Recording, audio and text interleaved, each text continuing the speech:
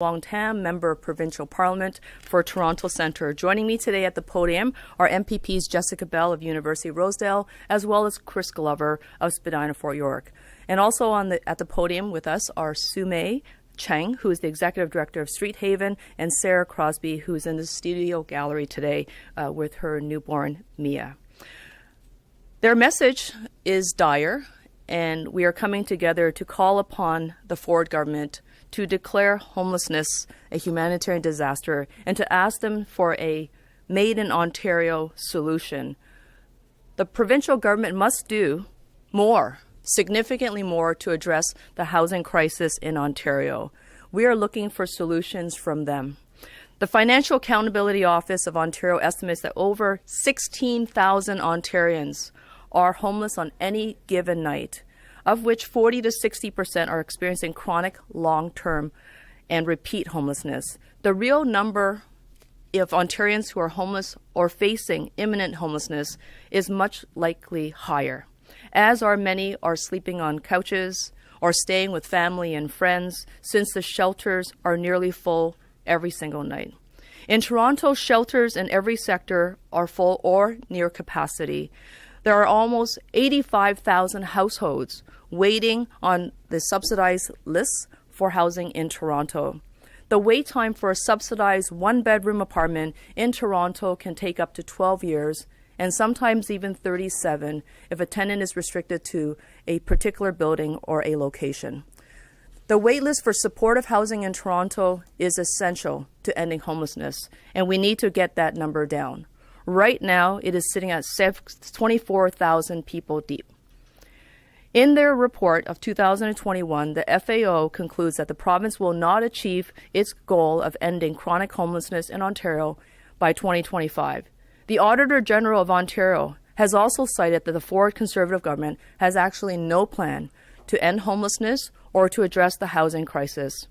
Over the next 3 years, the FAO projects that the province's base homelessness program spending will grow at an annual average of 3.4%, which is significantly lower than the 8% spending growth from 2013 to 2021.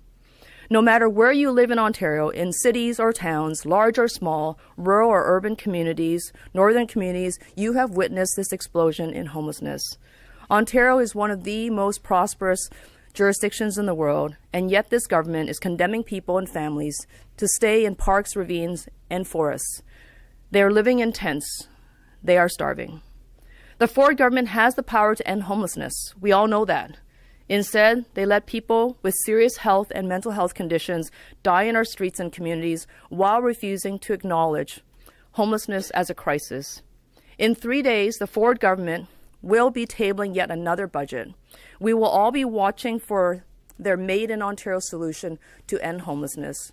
Budget Day is one of the most important days in our political calendar. The Ford government has a poor record of supporting access and funding to transitional and real, deeply affordable housing. The Association of Municipalities in Ontario, representing 444 municipalities, is asking all of us to follow the money. In an open letter signed by 26 significant organizations ranging from CUPE Ontario to the Ontario Association of Chiefs of Police to the Ontario Alliance to End Homelessness and many more. They are saying that the cause and effect are apparent in Ontario when it comes to homelessness. You don't invest, you don't get housing. Currently, Ontario has the lowest per capita spending in the country. Ontario spends $2,000 less per person than the average other 12 provinces and territories. We need money in the budget now in order for us to implement affordable housing in both rural and urban communities. Budgets are the apex of any single policy tool. Government budgets show us what a government truly values and what they see as their priorities. We call on the Ford government to show us the money for real affordable housing in the budget on March 23rd. I would now like to welcome Sumay Cheng from the Executive Director of Street Haven. She'll be followed as a speaker by Sarah Crosby, who is a constituent of mine in Toronto Centre. Her story is heartbreaking. I want you to hear it. This message is for Premier Ford and his government.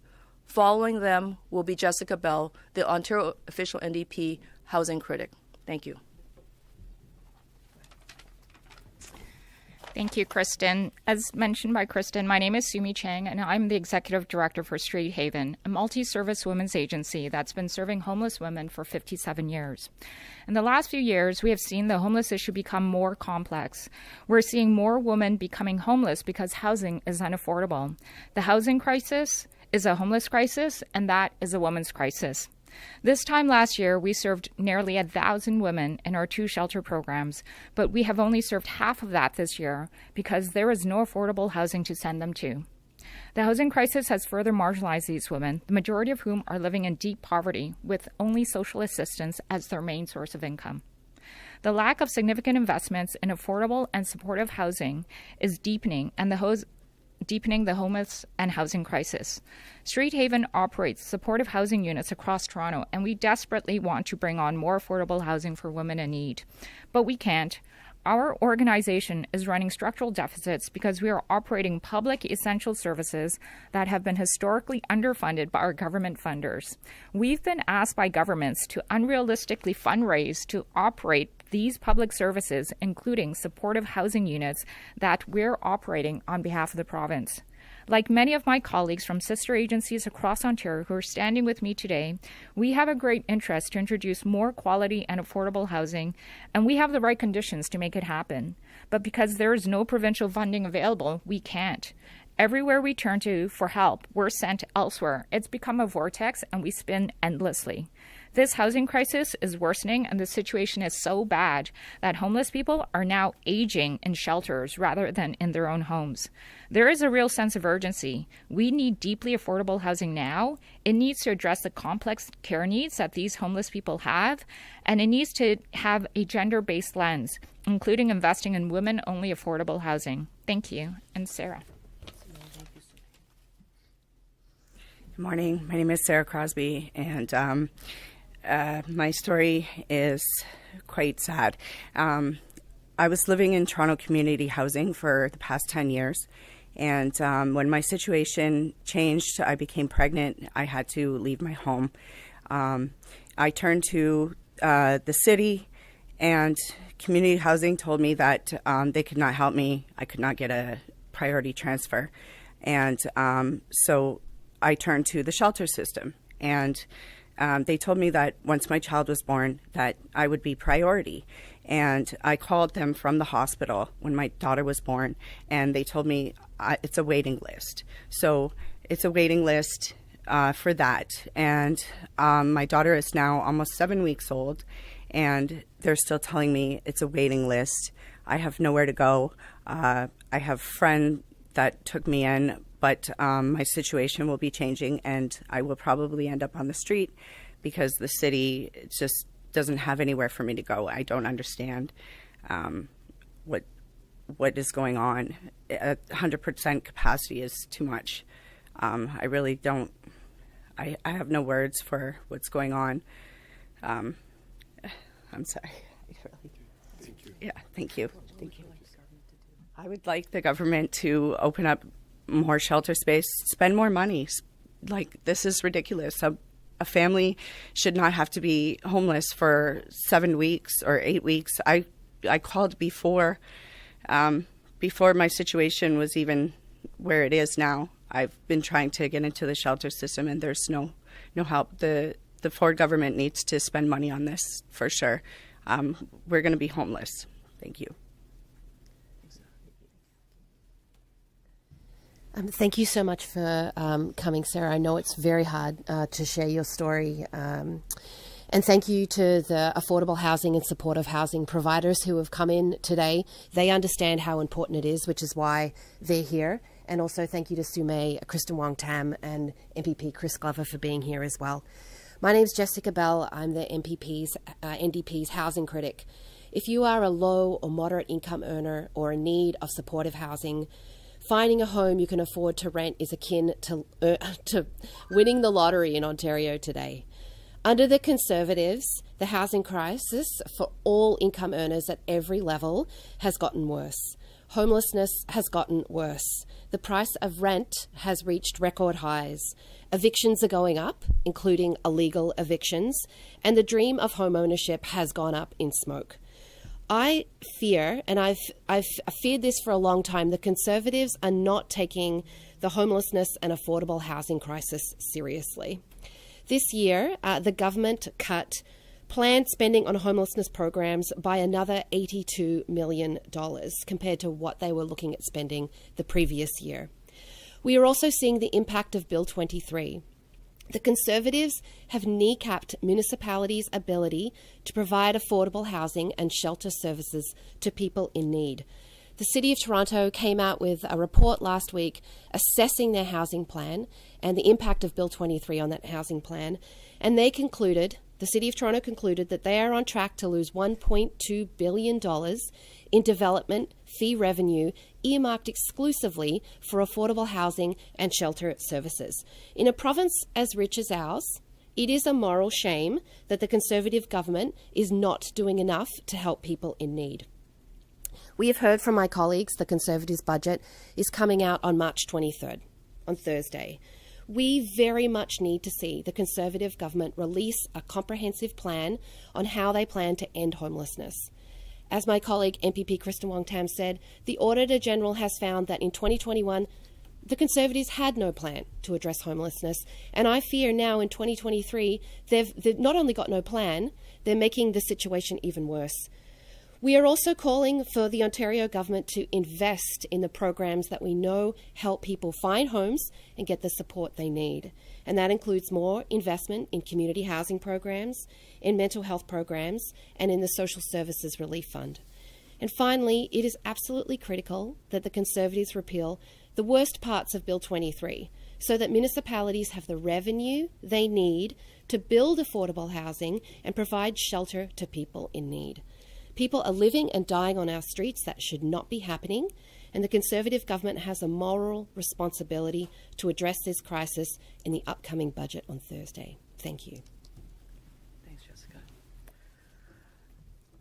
Back in June of 2022, the Ontario Big Mayors Caucus released a letter asking the Premier for an emergency meeting specifically to address mental health, addictions, and homelessness. That meeting has never taken place. There has been no adequate response or reply. They represent 29 of the largest municipalities in Ontario. The housing crisis is simply going to get worse until we can see action. I want to recognize that today we are joined by a number of community partners who've traveled from across the GTA, and some of them from Ontario and from the North, who are all here at Queen's Park to specifically speak to the government about this bruising issue.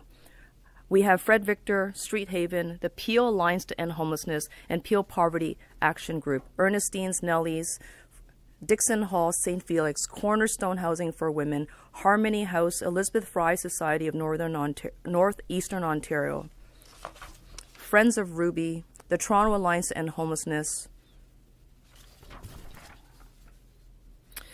the YMCA, Christie Ossington Neighborhood Centre, the City of Toronto. I want to thank each and every single one of these hardworking individuals, as well as their team, their board of directors, their volunteers, for doing the very best they can to stop GAP. But they can't do it alone, and as you have heard today, they're at a breaking point. Things will only get worse unless we see funding in the budget on Thursday. Thank you. We're happy to take any questions from the media. In Hamilton, we've seen recently a wave of break-ins, vandalism, that sort of thing, and activists down there are blaming it, committed by homeless people.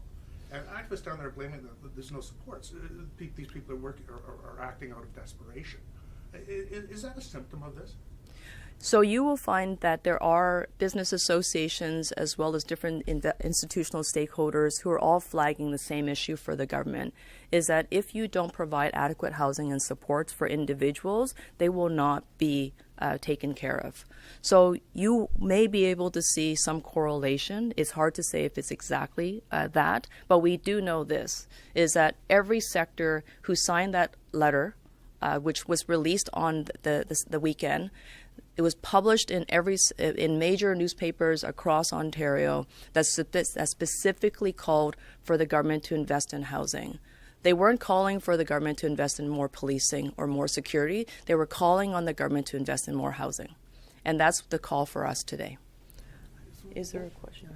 Yeah. So Okay.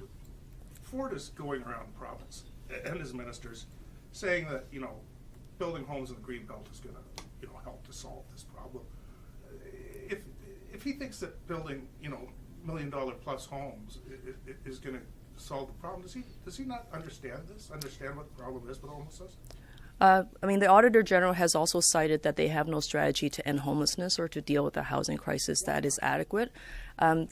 The opening up of the green belt is not going to build affordable housing for people where they need it, close to transit, close to schools, close to communities. We cannot solve the housing crisis or end the housing crisis by building large mansions. Individuals are struggling. Our usage at the food bank is increasing. All of that means that we need to invest in housing. There is no affordability in housing in Ontario right now without government intervention. And this government is sitting on billions of dollars that they have allocated that are unspent when they could actually be investing in housing so that Sarah Crosby and her child can have a place to stay tonight. And they don't. So therefore, Sarah will suffer. Families across Ontario will suffer because of bad political